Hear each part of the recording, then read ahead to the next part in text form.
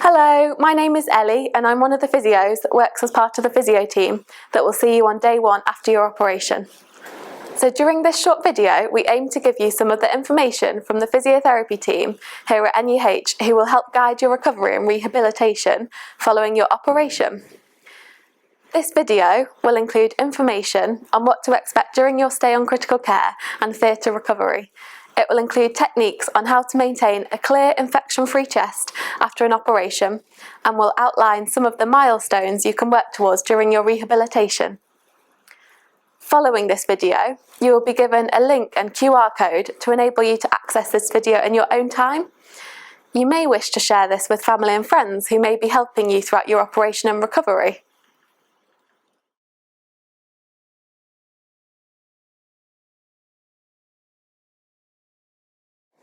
Hi, my name is Laura and I'm one of the physiotherapists that will be part of the team seeing you after your surgery.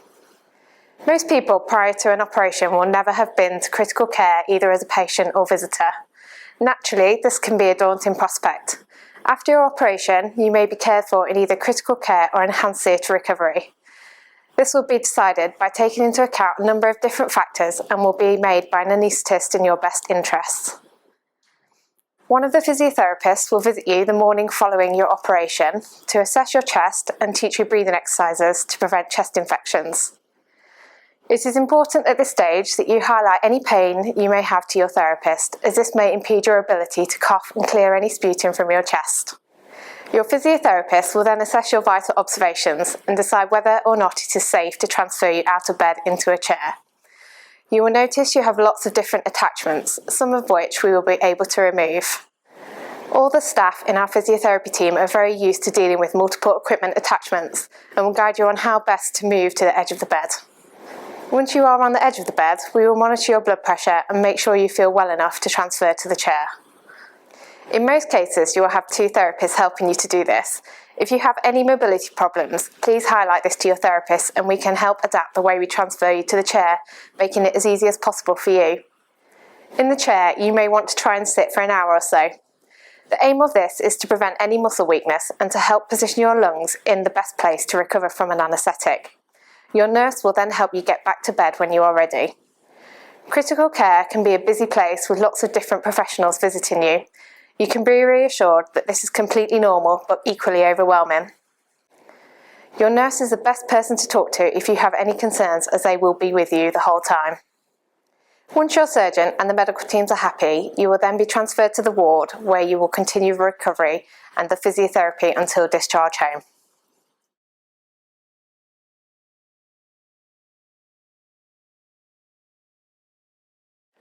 On day one after your operation, a physiotherapist will have a listen to your chest with a stethoscope and will teach you some breathing exercises to help keep your lungs clear and help you to cough up any phlegm.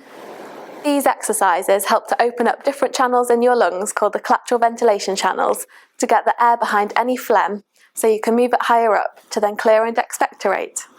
It is important to repeat these every day after your operation to help clear secretions and re-inflate your lungs again and prevent chest infections. It is also good to practice these before your operation to get used to the technique.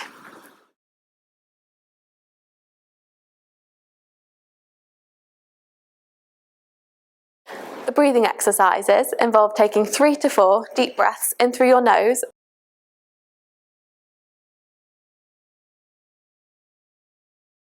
with a slight hold at the top.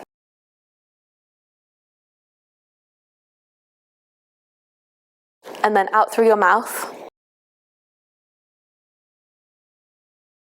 Then following these up with a huff, which is like you're steaming up a pair of glasses or a mirror, and then following this with a cough to clear the phlegm. You may need to repeat this cycle 2 to 3 times before you are able to fully clear the phlegm. Your physiotherapist will practice these with you on day one after your operation and guide you with how often to complete them. Your physio may give you an incentive spirometer if it has been deemed necessary. After your operation, you may be in pain where the wound is or where your chest drains insert to your lungs, which can then make taking deep breaths more difficult. You may have an epidural to help relieve pain, and we recommend using the patient control button prior to doing your breathing exercises to make it more comfortable and to help you take a deep breath and cough. it's really important that you are able to cough strongly so you can effectively clear your chest. We can teach you how to do a supported cough with a pillow if the pain is limiting you.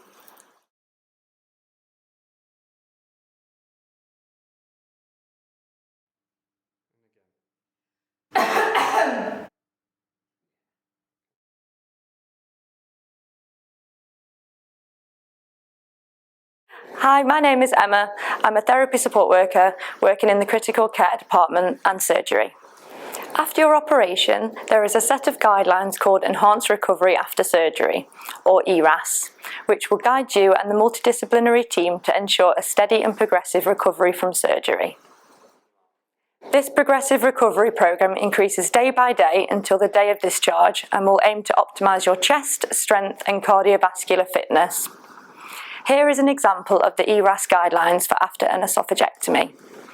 For example, on day 1 after your operation, we will aim to help you out of bed to sit in a chair for a short time and teach you the breathing exercises. Then, on day 3, you will be assisted to walk about 30 metres, and on day 6, you will complete a stair assessment if you live in a house and normally manage the stairs at home. Your physiotherapist will explain these guidelines and what you will achieve each day in more detail after your surgery, as they can vary from operation to operation.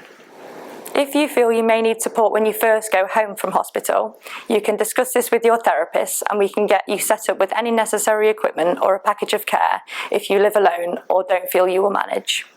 We recommend highlighting this to us early on in your admission to help us to put the right support in place quickly to prevent a delayed discharge home. Thank you for taking the time to listen to this video. If you have any questions or would like any further information on the physiotherapy care you will receive, please don't hesitate to get in touch on the number below.